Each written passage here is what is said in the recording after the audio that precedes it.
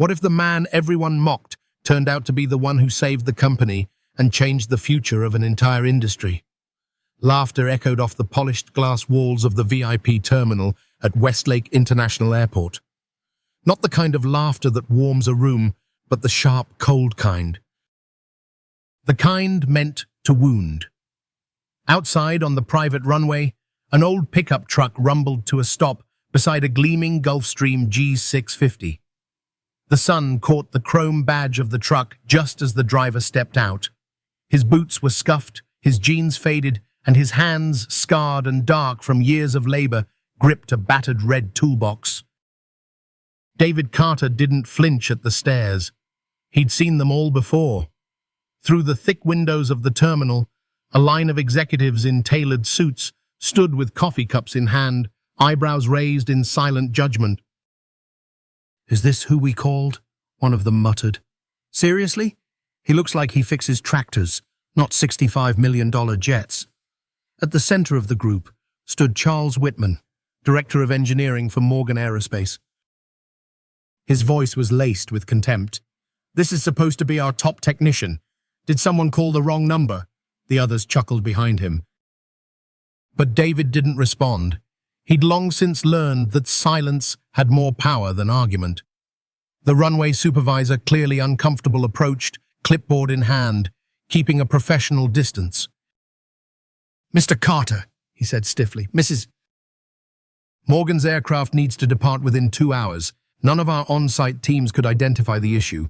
If you can't fix it quickly, we'll have to call in a crew from Atlanta." David glanced up at the plane. The Gulfstream G650 gleamed like a jewel under the morning sun, its engines still and silent. To the untrained eye, it was a picture of perfection. But David had a different kind of sight. Years of experience had trained him to hear what others missed, to feel the hum of something just slightly off. As he approached the fuselage, the whispers followed him like shadows. But then a voice cut through them all. Sharp, commanding female. "Let him work." The voices stopped. Out from the glass doors strode Evelyn Morgan, CEO of Morgan Aerospace and sole owner of the jet. Her navy blue suit moved with precision, just like her. Hair pulled into a tight bun, heels clicking with authority. She didn't look at her executives. Her eyes were fixed on David. "How much time do you need?" she asked, her voice cool but focused. David met her gaze directly. "Depends on the problem, ma'am." "You have 1 hour." She checked the time on a watch that likely cost more than David's entire truck. "Impress me." Without another word, she turned and walked back into the terminal. The eyes returned to David, curious now. He didn't flinch. Instead, he set down his toolbox, rolled up his sleeves, and opened the main access panel beneath the fuselage. What he saw made his stomach tighten. The cabin pressurization system was compromised. Not just a minor glitch, but a catastrophic failure, something that had been misread as an electrical fault by every other technician. If this plane had taken off, it would have depressurized at 45,000 feet. Everyone on board would have died. David's hands moved with precision, fast but deliberate. He disconnected lines, traced wires, calibrated valves, all with the quiet focus of a man who had done this 100 times before, maybe 1,000. Through the corner of his eye, he noticed her. Evelyn Morgan. She stood behind the terminal glass, watching him. Not with doubt, not with contempt, with recognition.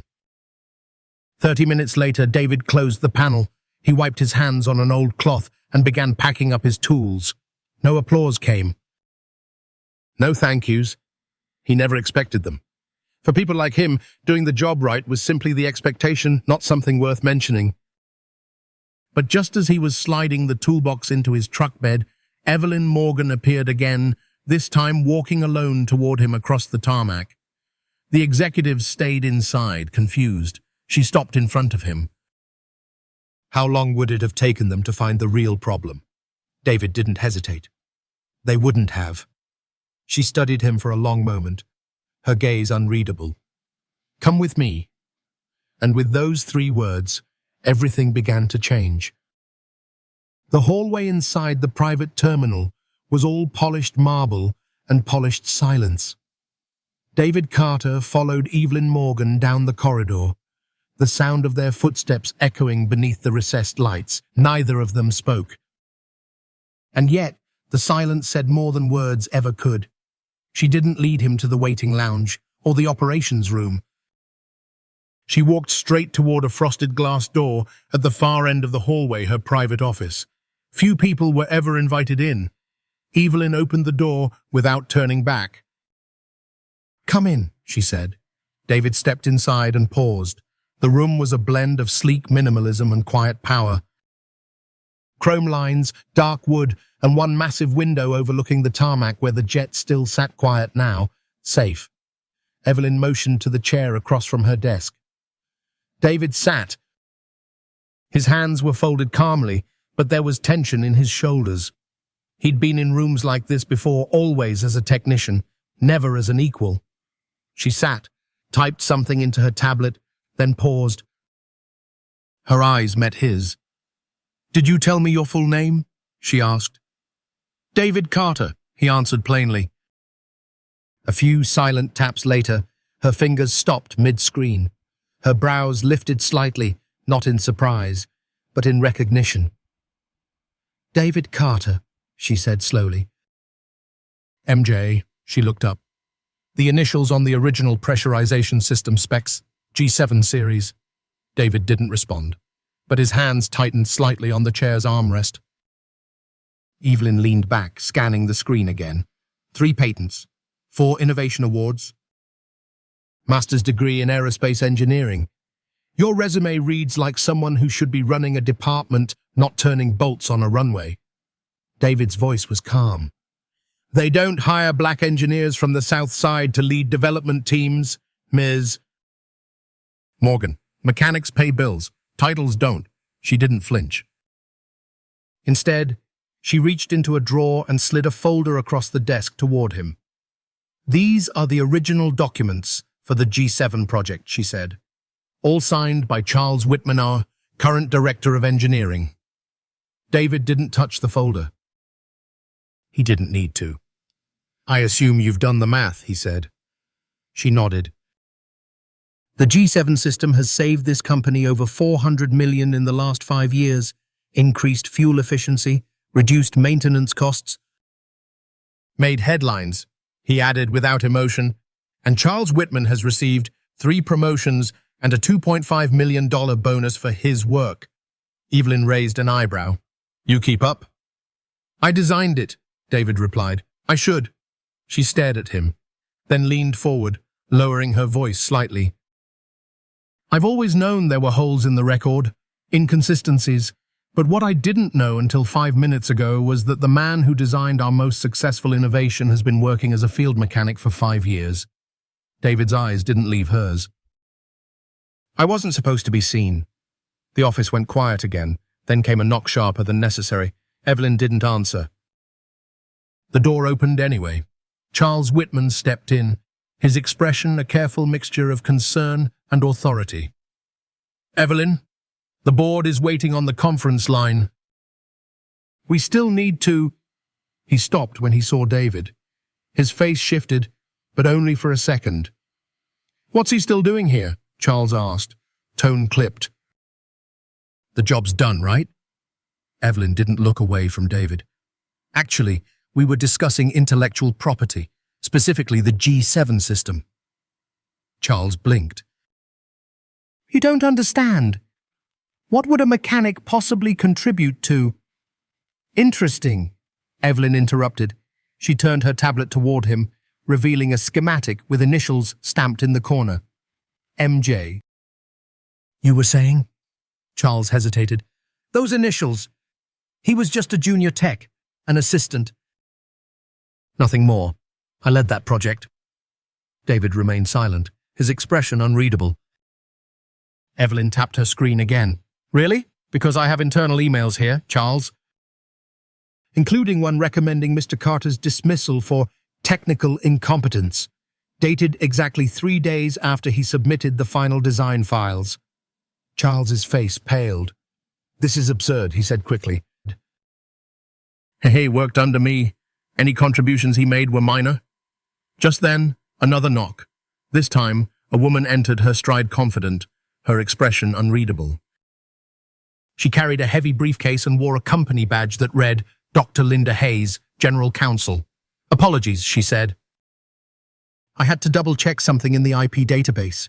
She looked at David and nodded, then turned to Charles. "And yes, I've confirmed everything. The digital signature on the original submission files belongs to Mr. David Carter."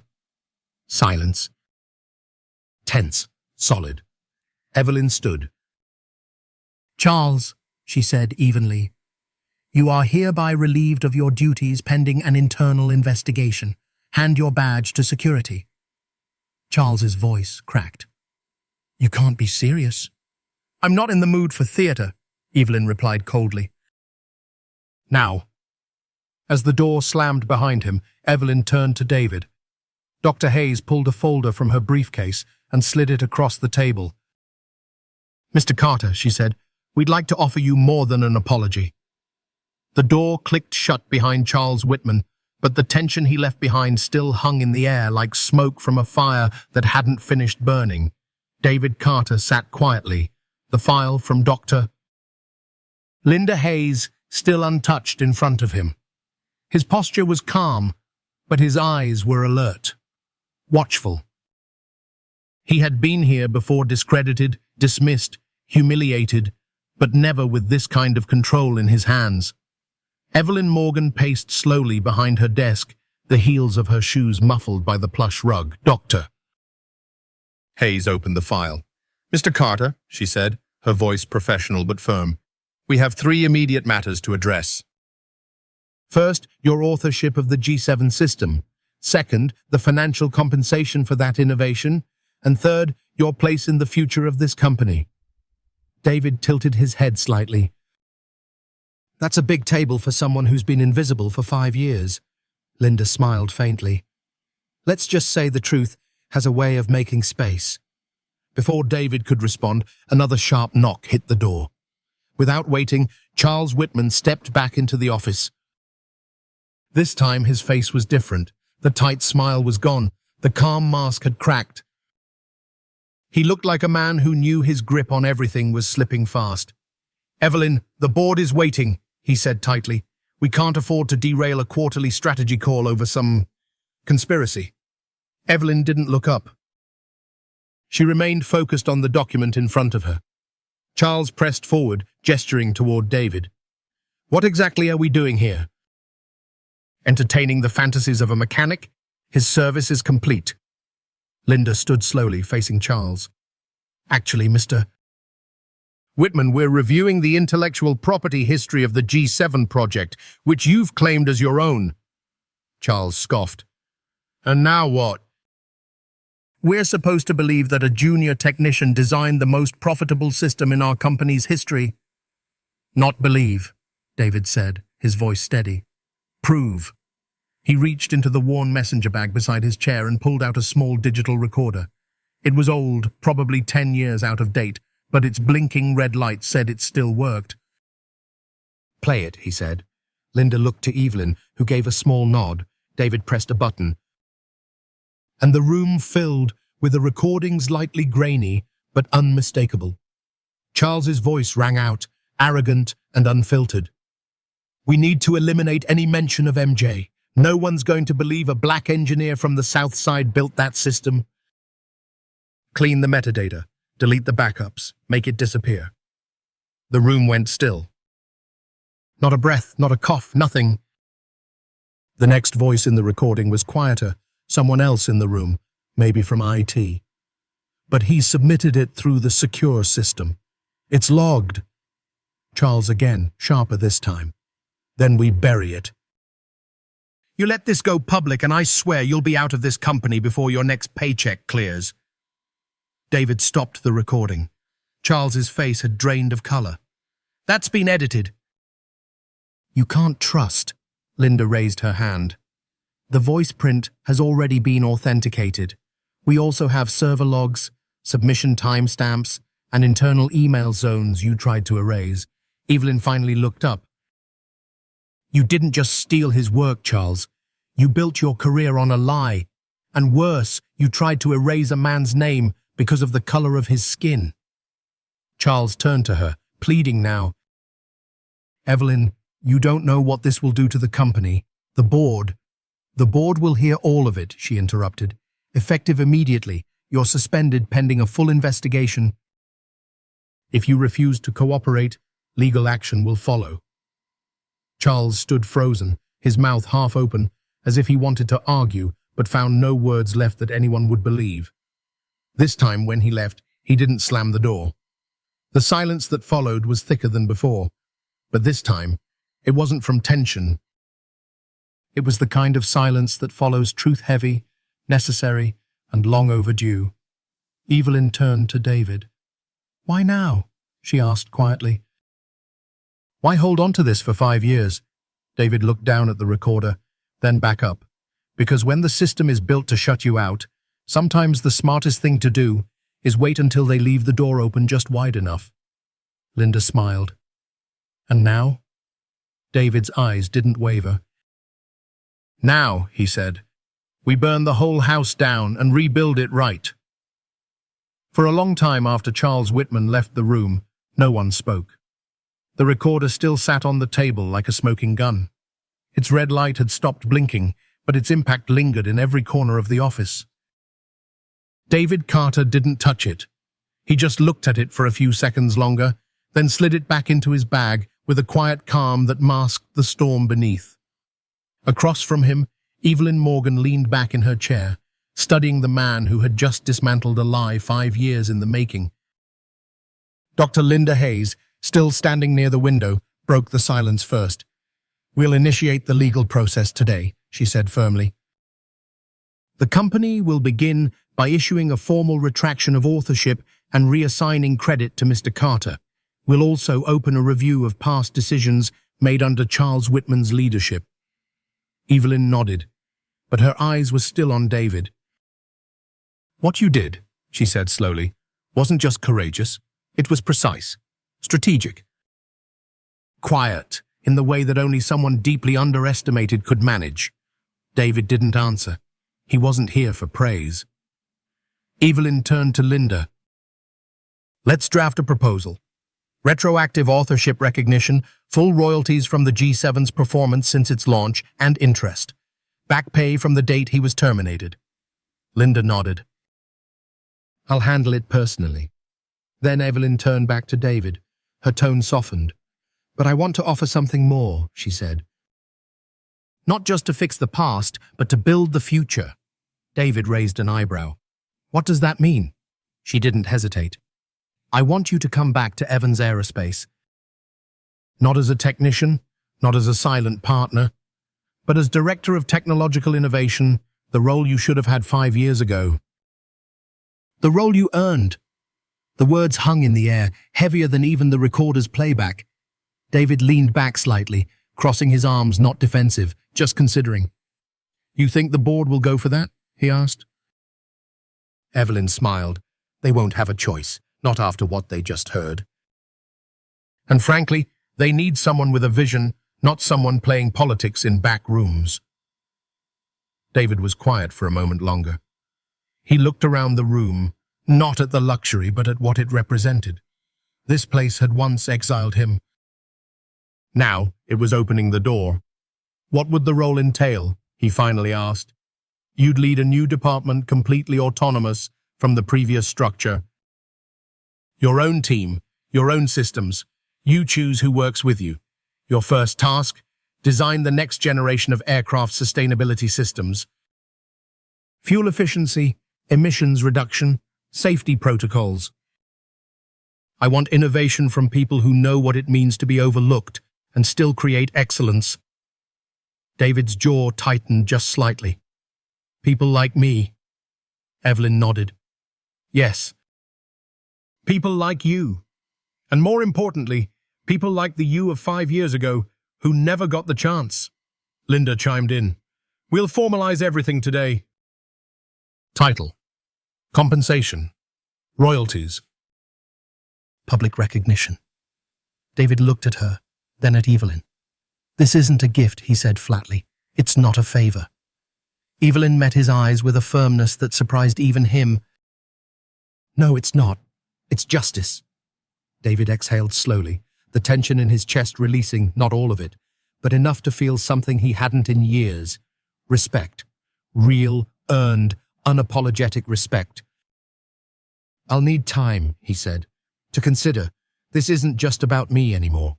Evelyn gave a nod of understanding. "You've got it. Take all the time you need. But I hope you'll come back not to fit into this company, but to help change it." He stood, gathering his bag. "One condition." Evelyn raised an eyebrow. "No staged apology," he said. "No photo op. No headlines about diversity wins. I want the work to speak. Let the systems I build be the headline." Evelyn smiled. "Deal." As David turned to leave, Linda looked over. "Out of curiosity, why keep all this evidence for so long?" David paused in the doorway, then glanced back. "Because I knew the day would come," he said quietly, "when they'd need me more than I ever needed them."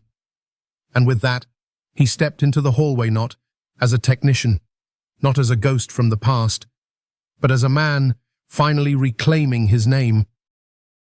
Later that evening, the executive wing of Evans Aerospace was nearly empty. The boardroom lights had dimmed. Keycards had stopped beeping at the elevators.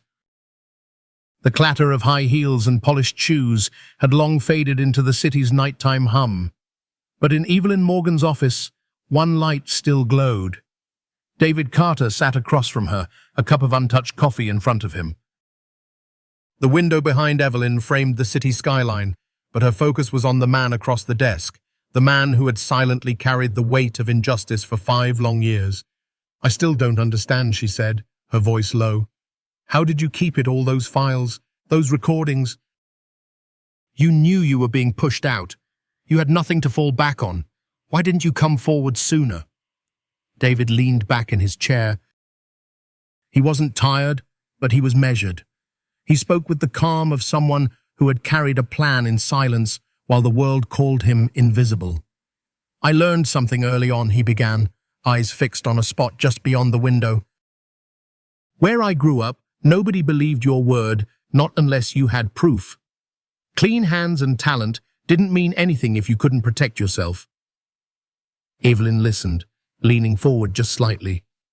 "My mother used to say, 'They'll hear you one day, son, but only if you leave a trail they can't erase.' So I did. I didn't just walk away when they took my name off the G7 system. I started documenting everything." He reached into his worn messenger bag and pulled out a sleek black tablet, well-maintained but not new. He placed it gently on the table between them. "This isn't just about G7, he said. "That was just the start." Evelyn frowned slightly. "What do you mean?" David tapped the screen. It lit up to reveal a folder structure, dozens of labeled files, dates spanning the past 5 years. "While I was out there fixing jets for the people who wouldn't look me in the eye," he said, "I was also watching. Listening. Every time someone whispered about a junior engineer whose idea disappeared, I followed up. Every maintenance report that didn't match the records, I archived. I spoke to former employees, tracked when they left, documented what was taken." Evelyn's breath caught as she scrolled. These are dozens of cases." 17, David corrected. 17 employees, mostly Black and Latino engineers, who submitted innovations and were either let go, demoted, or had their work reassigned. Every one of them was silenced. Dr. Linda Hayes, sitting nearby, leaned in. "Why didn't anyone come forward?" David met her gaze.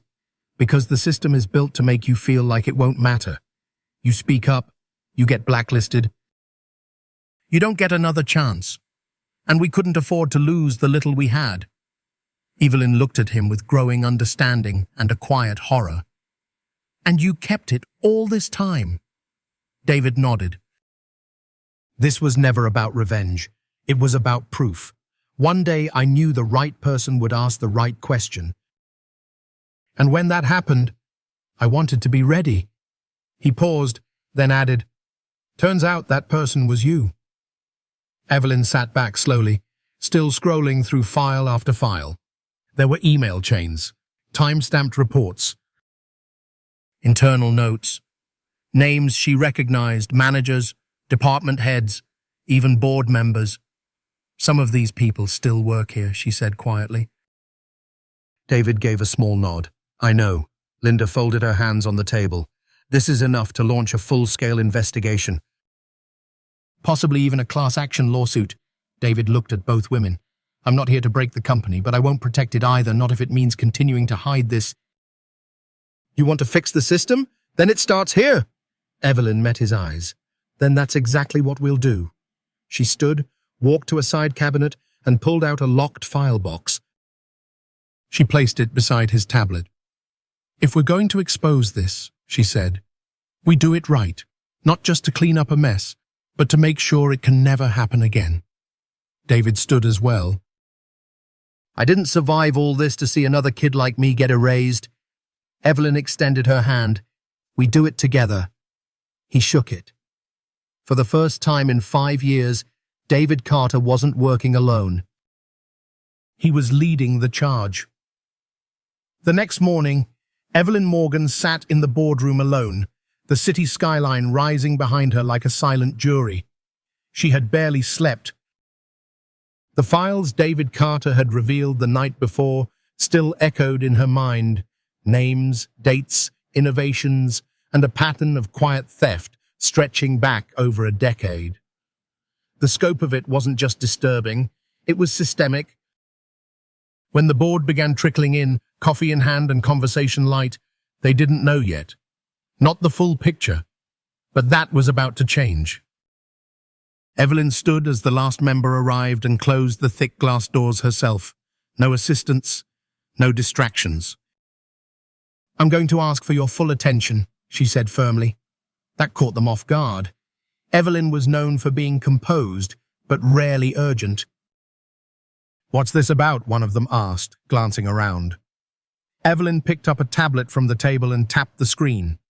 A large monitor flickered on, revealing a timeline, photos of employees, annotated documents, emails and engineering specs, all connected with red lines. "Over the past 10 years, she began, Evans Aerospace has benefited from the intellectual contributions of dozens of brilliant minds, engineers, analysts, junior developers, many of whom are no longer with us, many of whom left under questionable circumstances." The room shifted. Some leaned forward, others leaned back. Evelyn continued.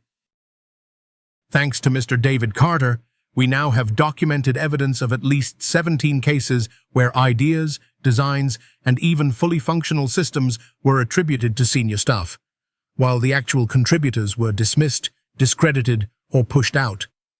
Murmurs broke out immediately. "That's a serious accusation. Do we have legal exposure?" "This sounds like a witch hunt." Evelyn raised her hand. "I'm not asking for permission. I'm informing you of an internal investigation, effective immediately, with full authority granted to our legal department." At that, Dr. Linda Hayes entered through the side door, carrying a thick binder under her arm. She placed it on the table and opened it. "These are signed affidavits," she said calmly. 3 from former employees, 4 from staff who still work here quietly, cautiously, all of them confirming what Mr. Carter exposed. One of the older board members, grey-haired and red-faced, snapped, "And who is Mr. Carter to be leading this crusade?" Evelyn met his eyes without blinking. "He is the man who designed the G7 pressurization system. The same system that brought in over $400 million in net savings over 5 years. The same system Charles Whitman claimed credit for. And the same man your department pushed out without a second thought." Silence fell again. Another board member shifted in her seat. "You believe all of it?" Evelyn nodded. "I believe the system we've trusted is broken. And if we don't fix it now transparently and completely, we'll be complicit in every injustice that comes after." Someone else muttered, "This will hurt the company." It already has, Evelyn said, her voice sharp. We've lost talent. We've stifled innovation. And worst of all, we've built our progress on people we refuse to see. Linda added, this investigation isn't about punishment, it's about accountability. The goal is to identify how this culture took root, who fostered it, and how to rebuild trust. Internally, publicly, permanently. There were no more objections, just silence and the sound of a foundation beginning to crack. That afternoon, Evelyn walked back to her office to find David waiting in the lobby, tablet in hand. Well, he asked. She gave a quiet smile. It's begun, David nodded. You'll lose some people. Evelyn glanced toward the boardroom. Maybe that's exactly what we need. She gestured for him to follow her into her office. Inside, the tablet she had shown the board still glowed on the table. David studied the display, so many names, each one a story like his. They thought no one would notice, he murmured. They thought no one would fight, Evelyn corrected, but they didn't count on someone documenting every lie. David looked at her, serious. This won't be easy. There will be pushback, denials, pressure to minimize it. Evelyn leaned forward. Then we don't flinch. We don't compromise. We do this the right way. David's face softened, just a little. Then let's get to work. He extended his hand across the desk. Evelyn took it. And that was the moment Evans Aerospace stopped being just another corporation. It began to become something better. The special shareholders meeting was held in the grand hall of Evans Aerospace, an expansive space designed for celebration, not confrontation. But today, the mood was different. Rows of investors, department heads, and long-time board members filled the room. Some curious, some skeptical, others visibly tense. Word had spread quickly. Something big was coming. Evelyn Morgan, the company's CEO, had called for a full assembly and emergency summit that hadn't happened in over a decade. At the front of the room stood a podium backed by two tall digital displays. To the right sat Dr. Linda Hayes. Beside her, calm and composed in a dark blazer and open-collar shirt, was David Carter. He didn't look like a man out for vengeance. He looked like a man ready to speak truth. Evelyn stepped to the podium, glancing once toward David before facing the crowd. Thank you all for being here, she began, her voice strong but measured. This company has achieved great things. Our technologies have saved lives, reduced emissions, and propelled us into the future of aviation. But some of those accomplishments came at a cost many of you never saw, and some never wanted to. The room shifted. A few brows furrowed. Others looked away. Evelyn continued, over the past 5 years, Evans Aerospace has generated over $400 million in savings thanks to a system we all know, the G7 pressurization platform. A familiar name. Heads nodded. Investors perked up. But what you may not know, she said, tapping her tablet, is that the man who designed that system was not the one who took credit for it, not the one who received the bonuses or the accolades. That man is here today. She stepped aside. David Carter stood and walked toward the microphone. He didn't speak right away. He looked out across the crowd, many of whom had seen him before, but never noticed him. The mechanic, the nobody, not anymore. My name is David Carter, he began. Some of you might remember me, though most won't. I was a junior engineer here 5 years ago. I submitted a complete design for a new cabin pressurization system. 3 days later, I was fired for technical incompetence. He let the words hang. I walked out of this building humiliated and invisible. The room was silent. But I didn't walk away empty-handed. I took with me the one thing they couldn't erase: the truth. I had the original files, the blueprints, and eventually the recordings. Everything proving that the G7 system was mine and that it was stolen. Murmurs erupted. Some gasped, others leaned forward, David nodded toward Linda, who tapped a button on her tablet. A recording played. Charles Whitman's voice filled the hall. "No one's going to believe a black engineer from the South Side built that system. Clean the metadata. Make it disappear." The room erupted into shocked whispers. David waited, then said quietly, "That's the voice of the man who led your engineering department for nearly a decade, the man who took my work and buried my name." He paused. "Let them feel it. But this isn't just about me," he continued. "It's about a culture that allowed this to happen, not once, but over and over again." Evelyn stepped forward again. "In the last 10 years," she said, "we've identified 17 similar cases. Talent dismissed, ideas stolen. Careers silenced. All from employees of color, most of them junior level, all of them overlooked." She took a breath. "And today, that ends." A ripple moved through the room. "We're launching a full-scale audit of all intellectual property attribution. We're establishing a fund to compensate those whose work was used without recognition. And we're creating a new division, Innovation Equity, by Mr. David Carter." Gasps. Whispers turned into applause. One woman stood. Then another. Soon the entire room was on its feet. Not everyone clapped. Some faces were tight with fear, others with pride. But none could deny the moment. The tide had turned. As David stepped down from the stage, Evelyn leaned toward him. "You didn't just reclaim your name," she said softly. "You reclaimed the future." And in that moment, David Carter wasn't just a man with a past. He was the start of something new. 3 days after the explosive shareholders' meeting, Charles Whitman sat hunched over a phone in a hotel room 2 blocks from Evans Aerospace headquarters. The curtains were drawn tight, and the TV flickered with muted news coverage of the company's shakeup. He didn't watch the screen. He was too busy trying to save himself. His fingers trembled as he dialed a number from a piece of paper. His voice was low, urgent. "Tell them I'm ready to talk. I still have documents, files they haven't seen. I can bring Evelyn Morgan down if they give me protection." There was a pause on the other end. Then, "We'll be in touch." Charles ended the call and sat back in the chair, his jaw tight. The plan was unraveling, but he wasn't done fighting. He had worked too long, climbed too high, to be buried by a mechanic from the South Side and a CEO who thought she could rewrite the rules. What he didn't know was that he was already playing a losing hand.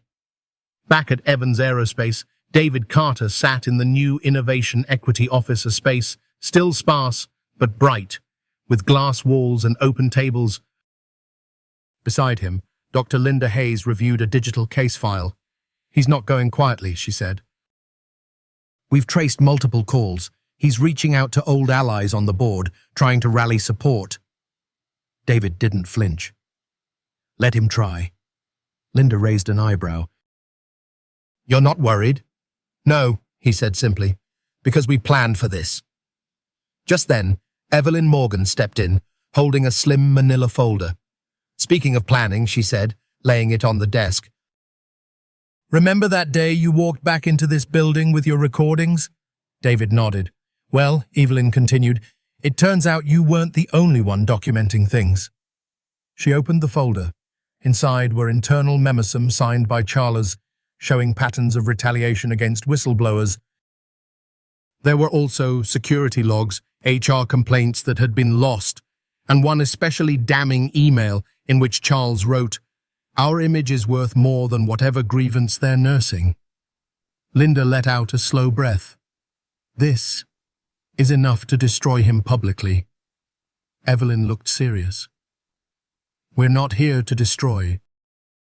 We're here to make sure people like him can't destroy others." David nodded. "But if he tries to drag the company down with him, we don't back down." That evening, Charles made his move. A press release surfaced from an anonymous source accusing Evelyn Morgan of corporate manipulation and David Carter of hijacking company systems for personal gain. It circulated through back channels, industry newsletters, investor forums, even whispers in legacy media outlets. For a brief moment, Tension rose. And then, silence.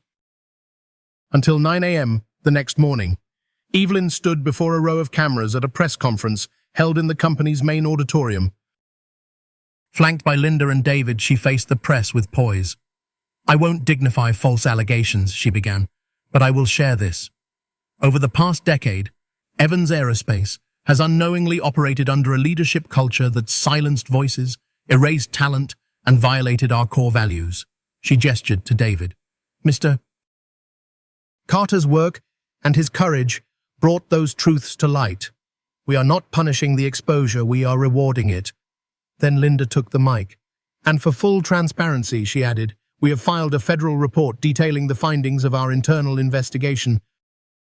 All evidence has been submitted to the appropriate agencies, including documentation provided by Mr. Whitman himself. Material he believed would protect him, but actually confirms the very misconduct we're addressing." Gasps from the room. A few reporters stopped mid-note. Evelyn stepped back up. "Evans Aerospace isn't going down," she said calmly. "We're rising. And we're doing it with integrity." The press conference ended with applause, not thunderous, but steady. Earned.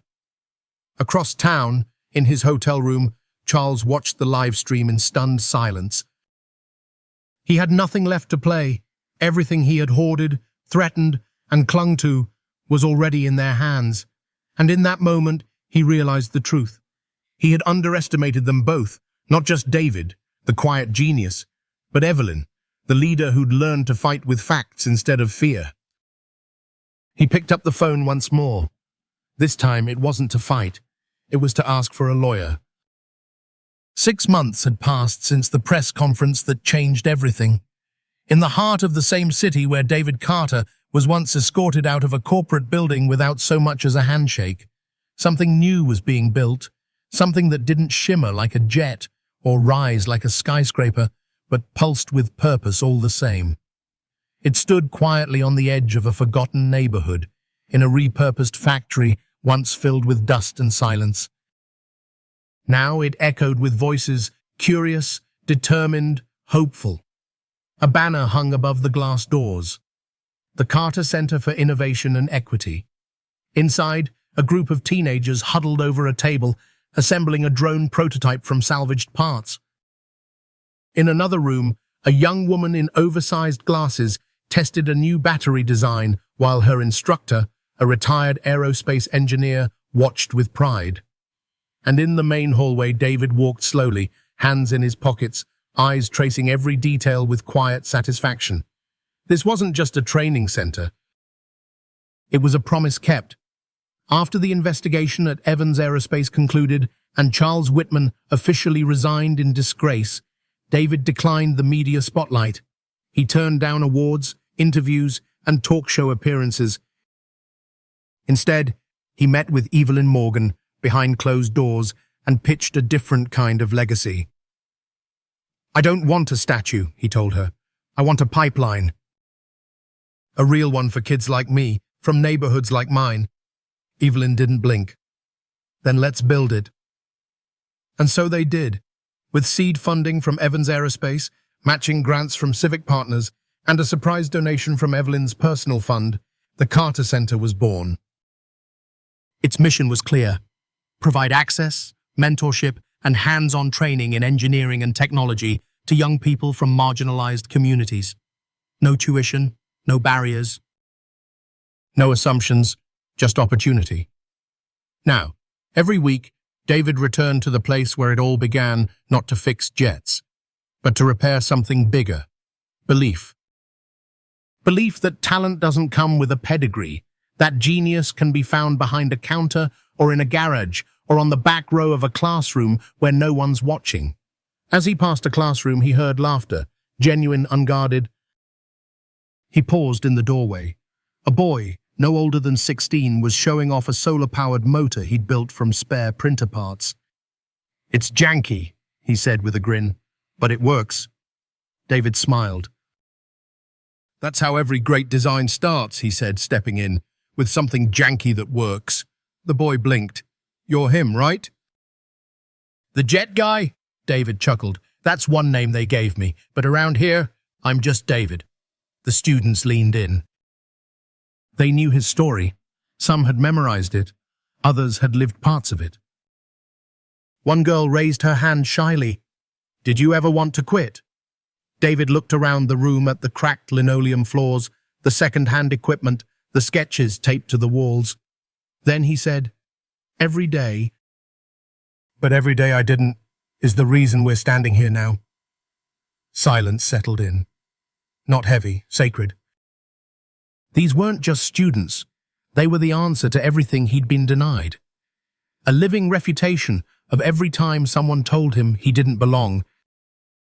That afternoon, Evelyn stopped by the center unannounced. She watched from the hallway as David worked alongside two students on a propulsion prototype. You really did it, she said quietly, when he finally noticed her. We did it, he corrected, wiping his hands on a rag. But this is the part I was made for. Evelyn walked beside him through the workshop. The board wants to name you to our executive advisory panel. David raised an eyebrow. Will I have to wear a tie? She laughed. Only if it helps you think better. He smiled. Then I'll pass. She nodded, then turned serious. David, you've changed how this company operates, but more than that, you've changed how we think about who's allowed to lead. He looked at her, steady and calm. It was never about who's allowed, he said. It was about who's invited.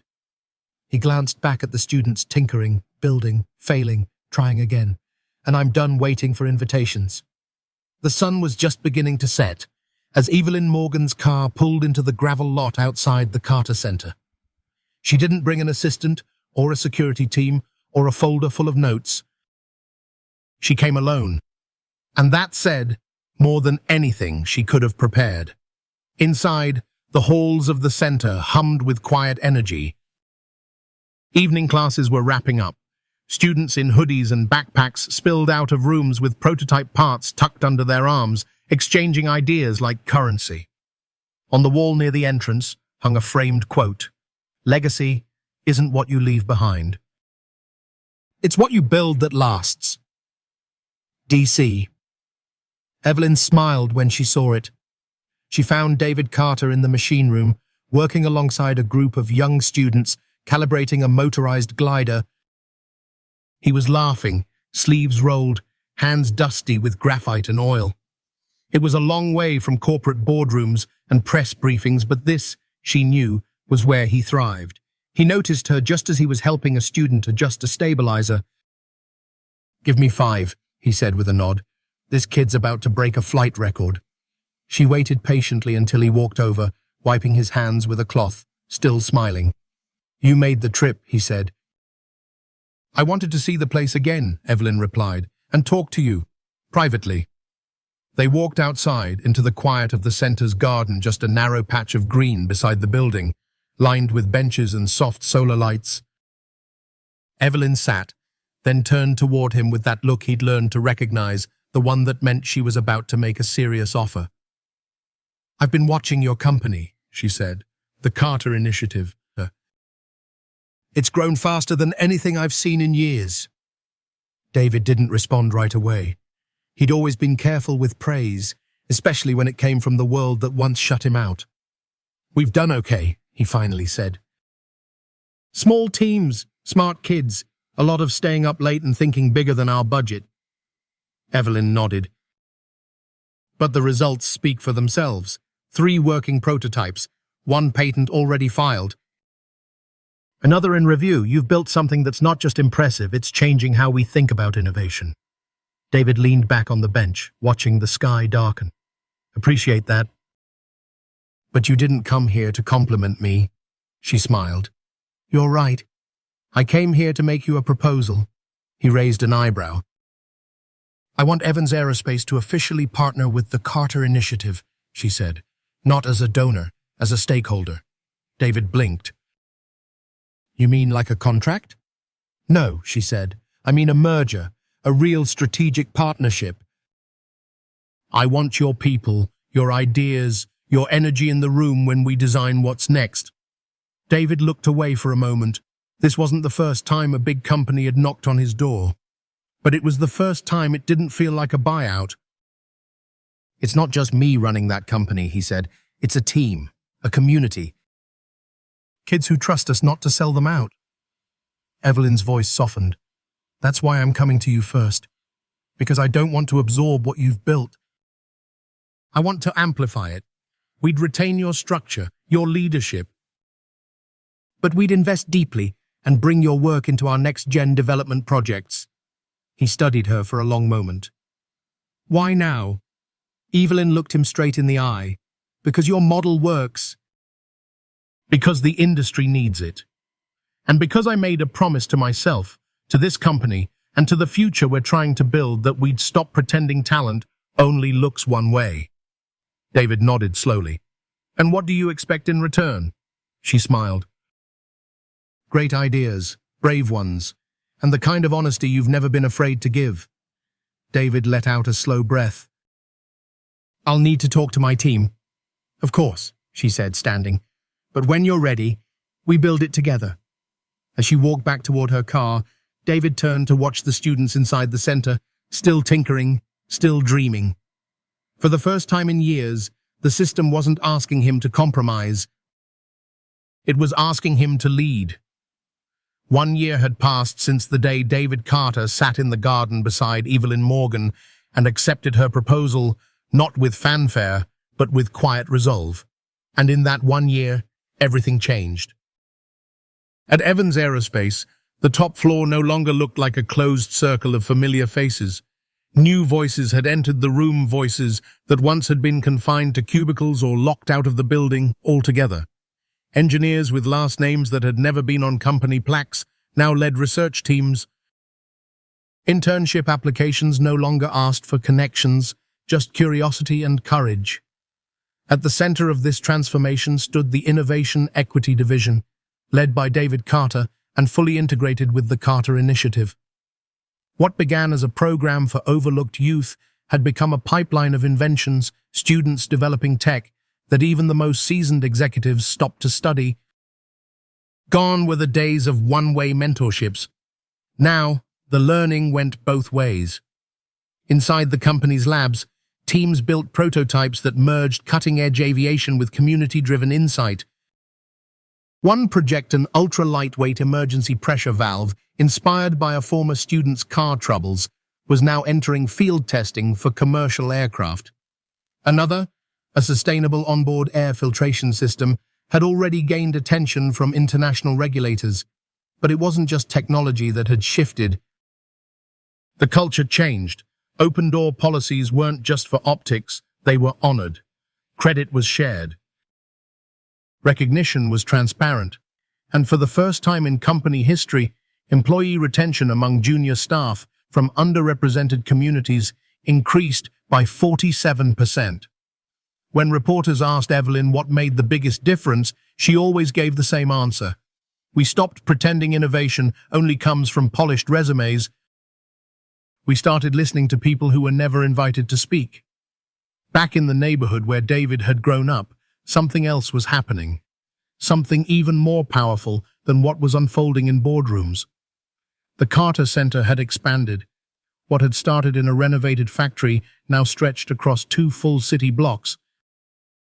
It housed classrooms, labs, a mentorship hub, and most recently a satellite campus in a neighboring town where opportunity had been even scarcer.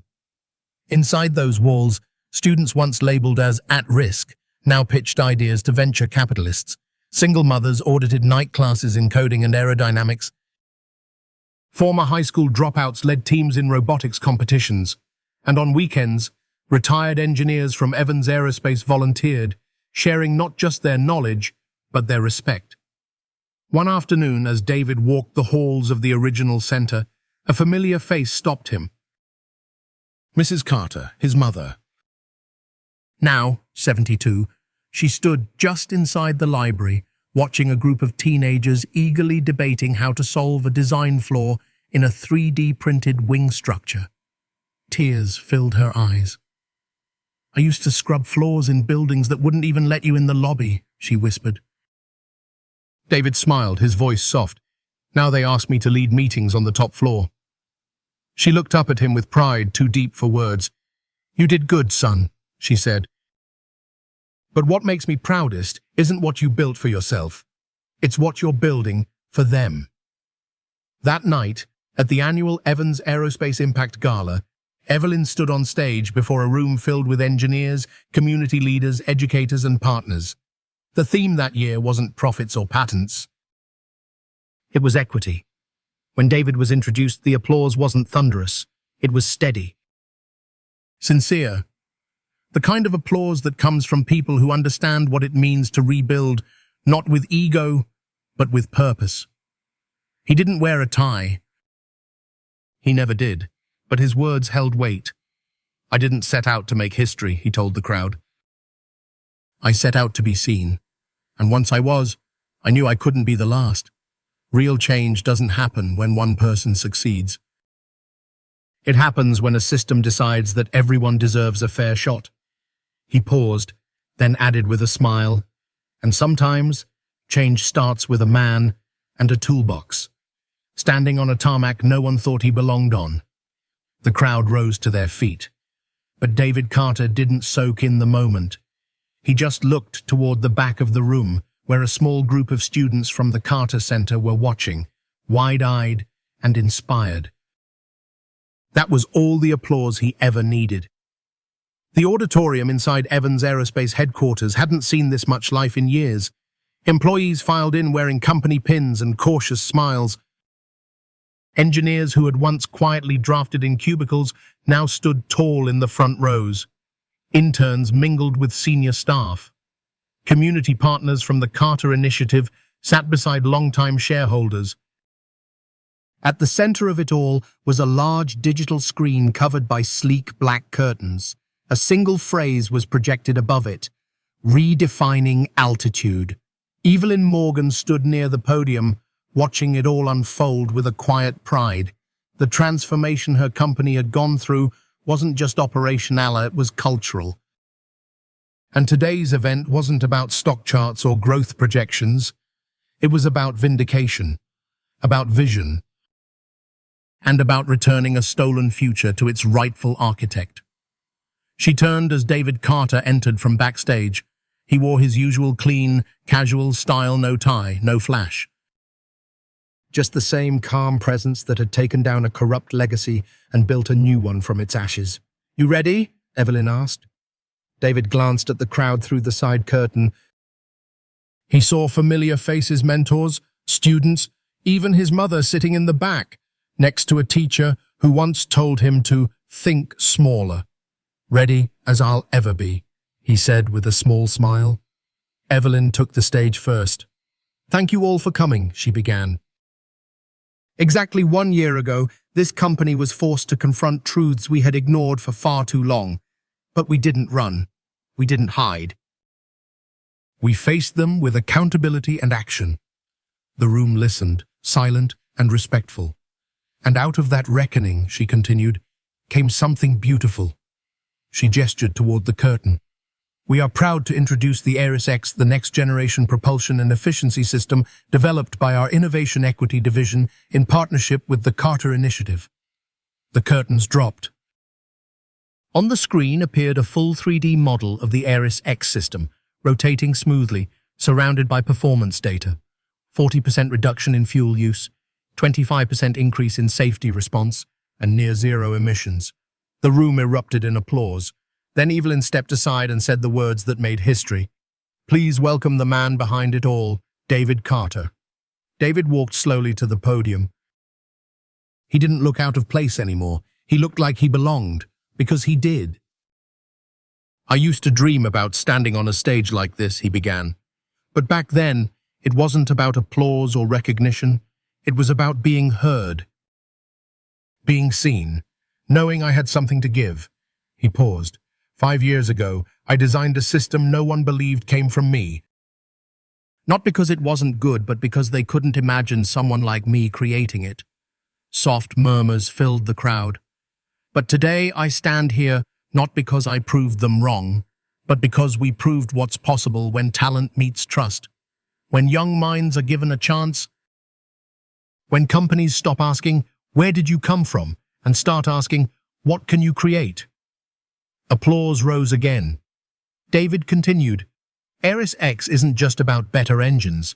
It's about a better future for aviation, for innovation, for every kid who's been told to stay in their lane." He looked toward the front row, where 3 of his students, now full-time engineers at Evans Aerospace, were smiling with pride. "They didn't just help build this," he said. "They led it. They solved problems my generation couldn't. And they're just getting started." He stepped away from the podium to a standing ovation. In the press room next door, journalists were already preparing headlines. Mechanic turned innovator launches new era of aviation. Carter and Morgan unveil game changer at Evans Aerospace. Diversity meets disruption and delivers. But David didn't care about headlines. After the event, he slipped away from the crowd and stepped outside into the open air. Evelyn found him leaning on the railing overlooking the city below. "That was something," she said softly. David nodded. "Feels good to build something with your name still on it when it's finished," she smiled. "It's more than your name, David. It's your legacy." He glanced at the skyline. "Then let's make sure it's a legacy worth following." It was late evening at the Carter Center. The hallways, usually filled with laughter and the buzz of curious minds, had quieted down. The last of the students had gone home, carrying their notebooks, prototypes, and big unruly dreams into the night. David Carter stood alone in the main hall, one hand resting on the railing of the second-floor overlook, the other holding a cup of warm coffee that had long since gone cold. He wasn't reflecting on the past year's achievements. He was thinking about what came next. Footsteps echoed softly down the corridor. It was Jalen, one of the center's earliest students, now a junior engineer at Evans Aerospace, and the first in his family to work in STEM. "You're still here?" Jalen asked with a grin. "Thought you'd be celebrating." David smiled. "I am, just quietly." They stood in silence for a moment, the soft hum of the building's overnight systems creating a rhythm in the background. Jalen finally spoke. "I've been thinking. It's wild how one moment someone giving you a chance can change everything." David nodded slowly. "That's why we keep the doors open. You never know who's waiting outside." He turned to face Jalen fully. "You know, when I was your age, I didn't believe this world had space for someone like me. I thought success meant escaping where I came from. But it turns out the real power is in returning and changing it." Jalen looked thoughtful. "Do you ever regret not walking away for good? Starting over somewhere else?" David shook his head. "No, because this place isn't where I failed, it's where the system failed me. And I stayed to make sure it stops failing the next one in line." In the months following the Ares X launch, Evans Aerospace saw more than just a rise in innovation. It saw a rise in trust. Other companies took notice. Partnerships were formed. Replication programs were launched in cities across the country, each modeled after the Carter Center's values: equity, integrity, and open access. And the phrase "Carter approved" became more than a nickname. It became a badge of honor for designs born not just from brilliance, but from shared purpose. In interviews, David rarely talked about himself. He talked about his team, about his students, about his mother. "I'm not the story," he told a reporter from The Atlantic. "The story is what happens when someone finally listens to the voices we've ignored." 1 year later, on the same day Ares X had launched, the center held its first Community Innovation Fair. Parents, neighbors, CEOs, and city leaders walked through exhibit booths run by 16-year-olds explaining their smart engine prototypes, solar drones, and recycled material projects with the confidence of seasoned professionals. In the middle of it all, David wandered quietly, offering a nod here, a word of encouragement there. He didn't need to lead anymore. He had passed the baton intentionally and proudly. Later that afternoon, he stood on a small outdoor stage behind the center, addressing the crowd. "No one person can undo a system," he said, but we can break it open wide enough for others to step through. That's the point. Not to be the last one standing, but the first of many." He paused, scanning the faces of the crowd. "You can measure success in titles, money, even awards, but I measure mine in something simpler: how many doors I've left open behind me." The crowd stood, not in raucous applause, but in deep, moved silence, the kind that lingers, the kind that stays with you. That evening, as the sun dipped behind the city skyline, David sat on a bench outside the center, watching a few students linger, still sketching designs in their notebooks. Mrs. Carter walked out beside him. Her hair was grayer now, her steps slower, but her pride undimmed. "They still come here after hours," she said, amused. "They can't help it," David replied. "That's how you know they belong." She placed a hand on his shoulder gently. "You turned a moment of pain into a lifetime of purpose. That's something, son." David looked ahead, eyes soft. "I just wanted to make sure no kid ever has to earn their worth twice." As the stars appeared, one by one above the city, David Carter sat surrounded by the future he once thought he'd never touch, not as a symbol, not as a survivor, but as a man who chose to stay and left the door wide open for the next dreamer to walk through. Sometimes the strongest people aren't the ones in the spotlight, they're the ones who've been overlooked, underestimated, and told to wait their turn. David Carter's story is a reminder that talent doesn't always wear a title, and dignity doesn't require permission. For years he worked in silence, carrying the weight of stolen recognition and systemic bias. But instead of becoming bitter, he became deliberate. He waited. He planned. And when the moment came, he chose justice, not just for himself, but for everyone who had been erased before him. This story teaches us that real change doesn't come from grand speeches, it comes from steady hands, quiet resilience, and the courage to leave doors open for those who follow. In a world that often forgets the value of integrity, David's journey reminds us that legacy isn't what we take with us, it's what we leave behind for others to stand on.